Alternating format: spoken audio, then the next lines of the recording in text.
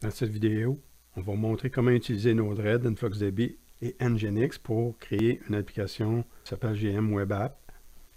Donc, on va démontrer le fonctionnement de l'application, on va inspecter la banque de données, on va configurer les capteurs, on va insérer des données, on va faire des requêtes, on va créer une communication WebSocket, on va recevoir et traiter les requêtes de l'application, on va retourner les résultats vers l'application, on va tracer les communications, on va inspecter le système de fichiers, on va inspecter la configuration de Nginx, puis on va inspecter la configuration de ProFTP. Donc, je débute avec démontrer le fonctionnement de l'application GM Web App. Pour ça, je dois me connecter sur le site à l'adresse 192.168.137.2. Ça, c'est l'adresse du USB on the go. Si on est par Wi-Fi, il faut se connecter à l'adresse du Wi-Fi. La présentation de la page Home, donc c'est la page de base, d'arriver sur le site. Et on peut naviguer à 3 endroits, donc la maison, le sous-sol et l'extérieur. Le sous-sol et l'extérieur, présentement, ce sont des squelettes vides, il n'y a rien à l'intérieur. La maison, par contre, le code est là, est fonctionnel, donc aussitôt que je me connecte sur la maison, il y a une requête pour obtenir les dernières valeurs de température, d'humidité et de pression, et aussi j'ai un timestamp ici. Si je vais sur Jauge, ça contacte également la banque de données et la requête nous retourne les valeurs de température, de pression et d'humidité relative qui s'affichent dans les jauges. Et pour le graphe, il y a une requête pour obtenir les 48 dernières valeurs de température, d'humidité et de pression. Et les nouvelles valeurs sont poussées automatiquement dans le graphe, au rythme déterminé là, par l'application Node-RED qu'on va voir tout à l'heure. Maintenant, on va inspecter la banque de données InfluxDB. Donc, je suis connecté sur la carte réseau USB on the go du Pi 0. Si je fais la commande influx pour rentrer en ligne de commande, il faut attendre un peu. Je vais demander les banques de données, show databases. Il y a la banque de données lieu. Donc, je vais faire use lieu. Je peux faire un show measurements. Donc, j'ai une série qui s'appelle THP. Si je fais select to from THP, je vais me limiter à 10. Je vois les timestamps ici, les valeurs d'humidité, de pression, de température de divers capteurs. Ici, j'ai le BME 280, j'ai une sonde DS1820 dénommée DS2 et une autre dénommée DS1, ce sont des valeurs différentes, et j'ai le DHT22 ici.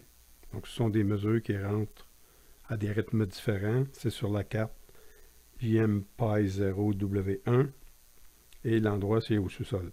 Maintenant, on va aller voir comment ces données-là sont entrées avec Node-RED. Donc, je n'ai plus besoin de ça. Node-RED est situé à 1880 à l'adresse du Pi0. Donc, c'est ce qu'on voit ici, 1880. Et j'ai le flow qui s'appelle capteur WebSocket. Il y a des injects ici avec le symbole d'intervalle activé qui vont déclencher des mesures pour le DS1820, le BM280 et puis le DHT22. Pour entrer ça dans la banque de données, ce qu'on fait par exemple, si je regarde celui-là ici, je vais vider les messages et si je clique dessus, j'ai reçu un message ici, j'ai un objet et je vois le format. Pour être certain, je vais arrêter. Donc, je vais stopper ça ici. Tic, tic, tic.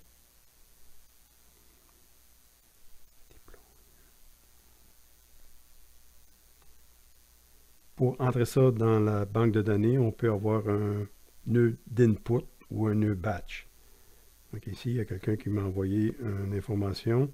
C'est celui-là, je l'ai reçu ici. Donc, ce que le capteur envoie, c'est quelque chose ici. Donc, j'ai un topic et j'ai un payload. Et dans le payload, j'ai une température _C, humidité, pressure, underscore HPA et un modèle. Donc, dans Influx, si je veux envoyer ça dans Influx, je ne peux pas envoyer ça directement de même. Donc, je fais un format. Donc, je vais faire un payload dans lequel je dis je veux envoyer ça dans la série THP et les mesures sont T, H et P. Ici, on récupère les informations du payload qui provient du nœud BME. Je multiplie par 10 et je divise par 10 tout simplement pour avoir un chiffre après le point. Si je ne fais pas ça ici, j'ai toutes ces valeurs-là, ce qui ne m'intéresse pas vraiment. Et puis, j'ai des tags. Donc, un tag ici, endroit maison, message, topic. Donc, le message topic, il va prendre le message qui est ici. Donc, le capteur, il va prendre le nom du capteur, il va mettre ça dans la banque de données. Et la carte, c'est relié sur la carte JMPy0W1. Et ensuite, ici, on a récupéré le temps au niveau du Pi0 et on fournit le temps dans le message payload. C'est ce message payload-là qui est envoyé dans la banque de données lieu. Ici, si je regarde qu'est-ce qui se passe au DS20, ça ici, je vais regarder la sortie du nœud. Donc, si j'envoie dessus pour que ça soit plus vite. Donc, lorsqu'il envoie deux messages, une sonde ici 504, une sonde ici 501. Donc, on forme aussi les données. Donc, je récupère le message topic. Le topic ici, c'est le numéro de la sonde, l'identification de la sonde. Et puis, si c'est cette sonde-là, ben, je donne un nom plus court. Tout simplement, on aurait pu garder celui-là, mais par la suite, il faut étiqueter la sonde avec un nom, soit comme celui-là ou celui-là. Donc, j'ai choisi un nom plus court parce que j'ai seulement deux sondes. Et on forme le message. Donc, encore une fois, ici, vu que ce n'est pas une batch, on veut envoyer ça dans la température seulement. Et on ajoute aussi les tags maison, DS1820, plus ID. Qu'est-ce que c'est l'ID ici? C'est tout simplement l'identification de la sonde. Donc, lorsque ce sera la sonde DS1, on aura une identification DS1. Dernier capteur.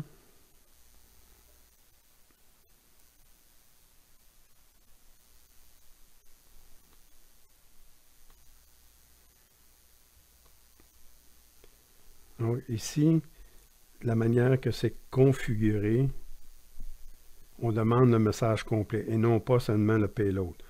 Donc, comme ça, on peut voir qu'on a un topic, on a un payload, puis on a une valeur d'humidité. Donc, on a à la fois le payload qui est la température et l'humidité. Donc, on doit former le JSON. On envoie ça dans la série THP. On a deux valeurs, la température et l'humidité relative qu'on récupère du message payload avec les tags et le timestamp. Donc ici, la configuration. Donc on insère dans la série THP. Tandis qu'ici, on insère dans la banque de données et on indique que c'est la série THP. Maintenant, si on veut questionner la banque de données, je fais ça ici. Je demande l'information. Il faudrait que je permette d'obtenir les valeurs. Un déploiement ici, on ne veut plus ça. Donc ici, je fais une requête dans la banque de données et je veux obtenir la température, l'humidité, la pression de la série THP pour le capteur BME 280, pour l'endroit maison et je veux par un ordre descendant, donc les dernières valeurs. Donc, je veux seulement la dernière valeur. Si je mettais 10, j'aurais les 10 dernières valeurs. Donc, si je fais ça, je vois ici que j'ai obtenu un objet qui m'indique le temps, la température, l'humidité et la pression. Donc, par exemple, ici, si je change ça, on voit que ici, c'est un nœud influx, encore une fois. Et si je regarde, on a fait tout simplement dans le query ici, on a soumis la requête. Donc si on change la valeur ici pour, par exemple, 10, je donne, je déploie.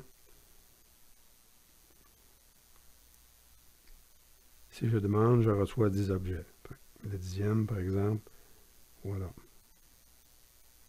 Donc, c'est le format qu'on reçoit lorsqu'on interroge la banque de données. Donc, ce sont des objets dans un tableau. Donc, on a un tableau d'objets. C'est ça qu'on va retourner également vers l'application web. Pour la communication web, on va regarder comment faire une communication WebSocket à partir de Node-RED vers une page web. Donc, présentement, j'ai 2 nœuds WebSocket.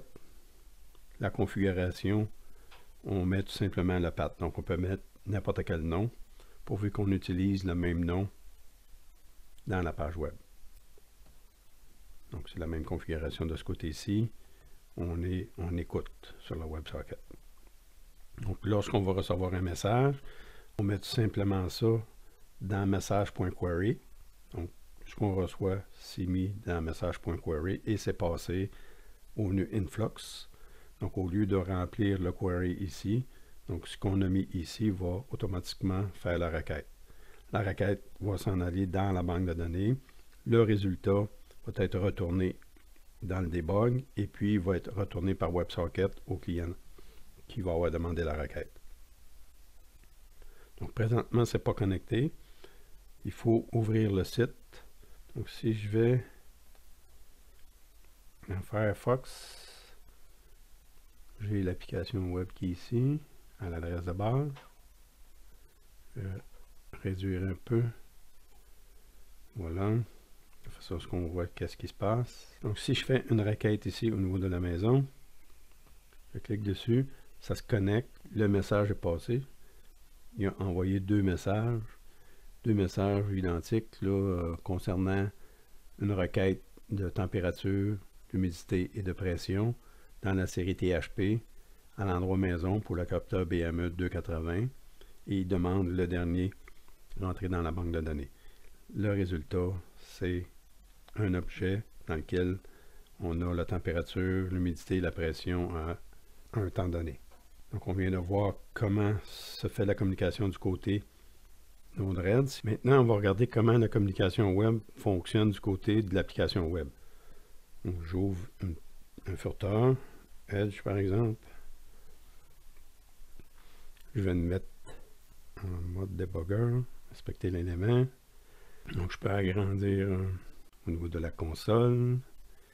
J'ai aussi au niveau, si je vais voir mon debugger, voilà le debugger.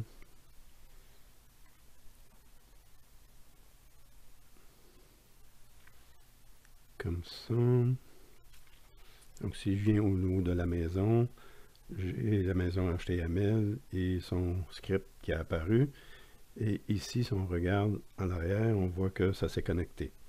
Il y a eu des requêtes qu'on a obtenues. Si je reviens au niveau de la maison, dans la console, j'ai reçu des messages. Donc ici, il a indiqué qu'il était connecté et il a reçu 3 messages. Donc si on va dans le debugger et on essaye d'installer les breakpoints, je vais agrandir, tiens. Je vais mettre un breakpoint ici lors de l'établissement du WebSocket lorsqu'il est connecté et lorsqu'il reçoit des messages. Donc si je rafraîchis, donc il a arrêté ici. Il va démarrer la WebSocket. On peut regarder dans la console. Donc, au niveau de la console, il n'y a rien présentement. Donc, si je continue, il a arrêté ici. Si on va dans la console, il n'y a encore rien. Si on step par-dessus l'instruction ou par en dessous de l'instruction, ici dans Edge, on va voir qu'il a mis au niveau de la console le message comme de quoi il est connecté. Donc, ce message-là provient de l'instruction log ici. Et ensuite de ça, il va envoyer une requête de type influx par WebSocket à Node-RED. Donc, si je fais ça, il revient ici, il l'a envoyé, il revient, il le fait une deuxième fois. Je ne sais pas trop pourquoi. présentement. Ensuite, la réponse de Node-RED. J'ai reçu un objet, donc on va aller voir au niveau de l'objet qu'on a reçu dans la console. Il n'est pas encore imprimé. Donc il va le loguer après avoir fait ça. Si on passe par-dessus, maintenant il a logué. Donc il a reçu le message et c'est ce message-là qui va être traité. Donc on a le timestamp, la température 25.5, l'humidité et la pression. Si on fait chacune des instructions, on voit qu'est-ce qui va arriver. On passe par-dessus, il va récupérer l'élément. Dans le débugger, on peut toujours inspecter qu'est-ce que c'est. Hein? Donc on a reçu du data. On a là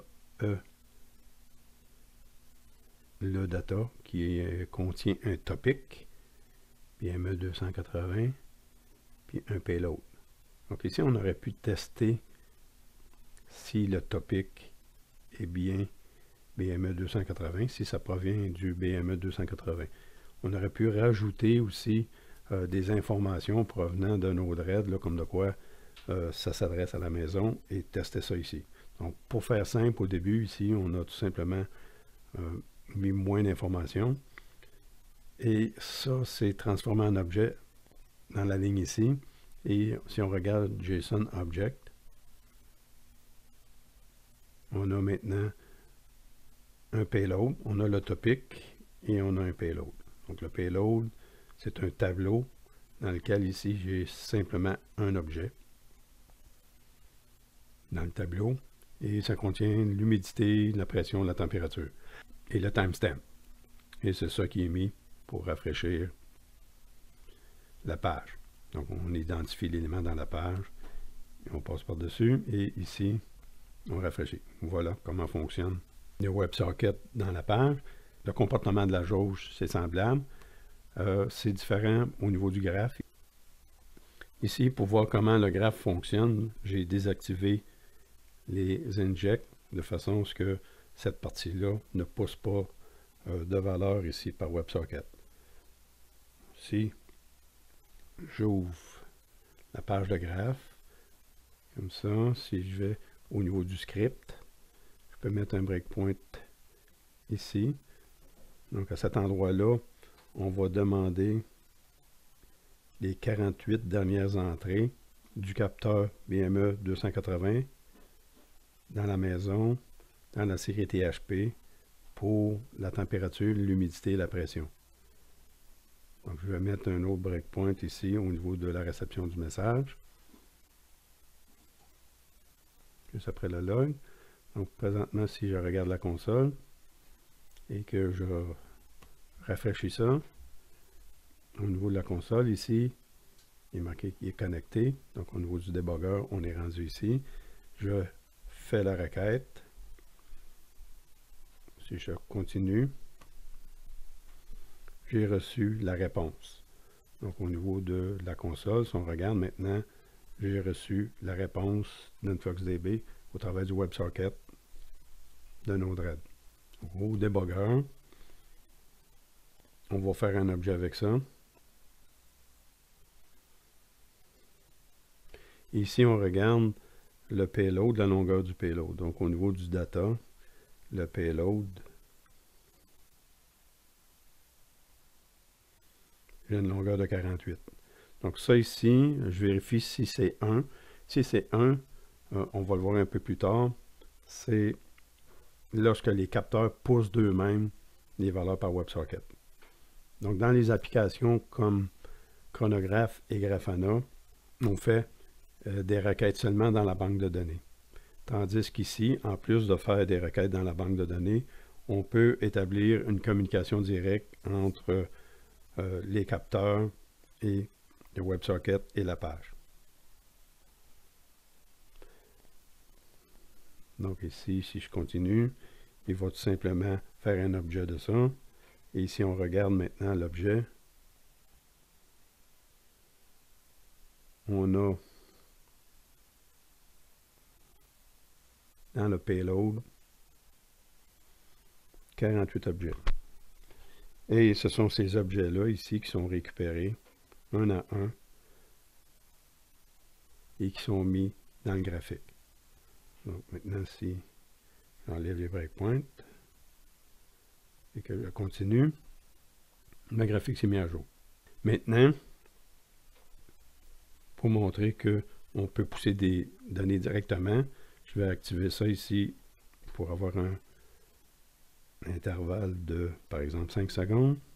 Donc, aux 5 secondes, on va demander une valeur au niveau du BMP. Je fais un déploiement.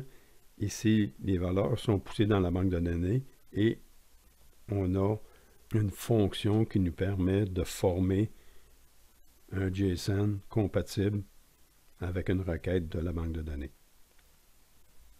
Donc, on voit qu'on pousse des messages. Je ne suis pas connecté. Donc, si je viens ici, dans la page, je vais revenir. On voit qu'on pousse des messages. Au niveau du débogueur, on peut s'installer. Je vais dans maison.histo. Je fais ça ici. Je rafraîchis. Il a arrêté ici. Il a reçu une valeur. On transforme ça en un objet. On passe par-dessus. On voit que maintenant, c'est le tableau. Ensuite, on reçoit un autre de longueur 1 et on peut l'inspecter à ce moment-là. Cet objet-là, ça provient du capteur BME 280 et son payload, c'est l'humidité, la pression, la température et le timestamp. Donc c'est ça qui va être injecté dans le graphe. Donc si j'enlève les breakpoints, je le regarde fonctionner. On voit les nouveaux points qui se rajoutent. Donc on peut regarder un peu plus grand. Donc les nouveaux points de température, pression et d'humidité s'ajoutent sans qu'on fasse de requête dans la banque de données. Donc habituellement, dans Chronograph et Grafana, on a en plus dans la page la possibilité de demander des requêtes à toutes les 5 secondes, 10 secondes, etc. dans la banque de données pour que ça se rafraîchisse. Et on a également la possibilité de formuler la requête qu'on va faire. Ici, c'est déjà câblé à l'intérieur du script, mais en plus, on a au niveau de nos threads la possibilité que les valeurs soient poussées directement dans la page web sans faire de requête. Maintenant, on va regarder comment configurer Nginx pour permettre la communication WebSocket. On va regarder également la configuration pour FTP pour spécifier le dossier de partage. Et puis, on va inspecter le système de fichiers avec un client FTP. Pour ça, il faut se connecter en mode ligne de commande par SSH, par exemple. Donc, le fichier de configuration pour Nginx est situé dans etc Nginx sites available default. Donc, c'est le fichier default qu'on va inspecter. Tout ce qui est avec un hashtag ici, un dièse, ce sont des commentaires. La partie qui nous intéresse ici, c'est route. Ici, on spécifie l'endroit où Nginx doit servir les fichiers. Donc, si on veut faire un site web, on va les placer dans le dossier www situé à cet endroit-là. Ensuite, au niveau de l'instruction location, on ajoute des instructions ici proxy pour permettre une communication WebSocket. C'est tout ce qui se fait dans Nginx. Je fais un CTRL X, sortir de là. Maintenant, la configuration de ProFTP, c'est proftpd.conf.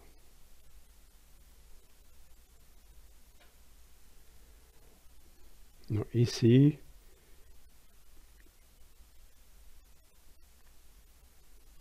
à la ligne Default Route, c'est ici qu'on spécifie le dossier de partage pour le serveur FTP.